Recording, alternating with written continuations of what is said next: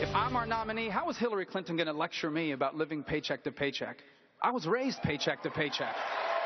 How is she going to lecture me? How is she going to lecture me about student loans? I owed over $100,000 just 4 years ago.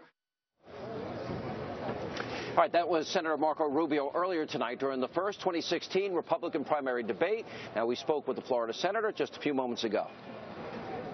And joining us now, Florida Senator Marco Rubio is with us. Senator, how are you? I'm good. Did you have a good time out there? I did. I really did. It was a great opportunity. You looked relaxed from the opening answer. Yeah. I thought some guys might have been a little nervous, and you didn't seem at all. Well, I wasn't nervous. I was anxious. I wanted to do it. And obviously, look, it's a big audience, a lot of people watching. So you can't say you don't have a little bit of butterflies for something like this. That's probably a good thing. But these are a good group of guys that were up on the stage with us tonight. I mean, I get along with everybody on that stage. And as I said, I meant it. I think we're very blessed as a party to have so many good candidates. The Democrats struggling to come up with one.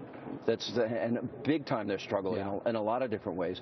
You talked about your experience early in the debate. It was brought up about, well, Jeb Bush, your relationship with him. But you also talked about your experience.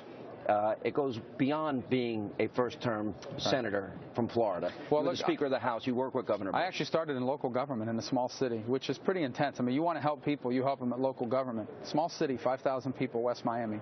Then I joined the state legislature. I was there for 8.5 years.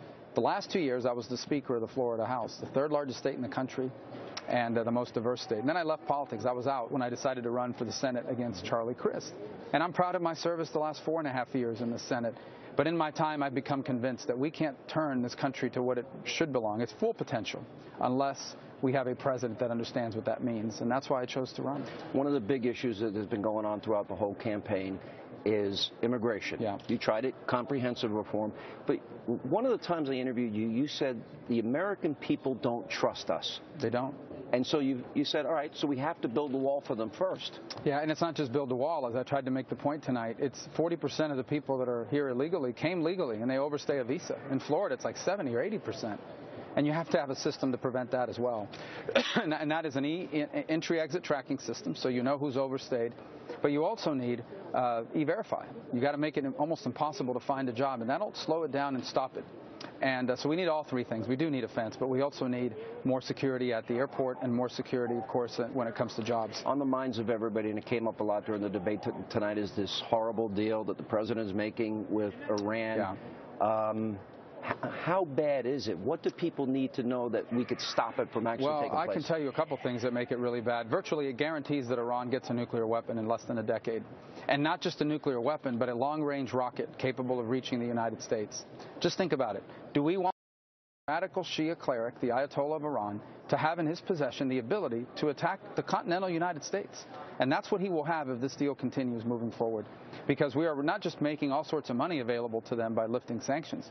The rockets that they're developing, the long-range missiles, they're not even part of the sanctions. They can continue to develop that.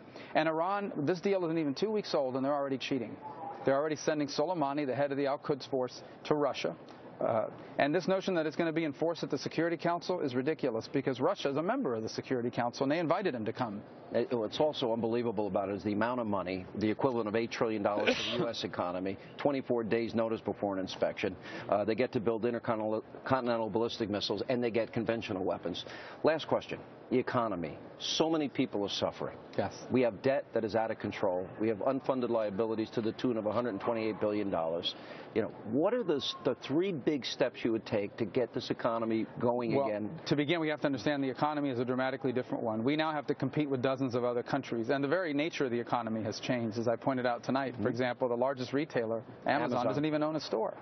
So, number one, we have to become competitive again. That's why we have to lower the corporate tax rate. That's why we have to allow businesses to immediately expense. So the more people they hire, the less they pay in taxes.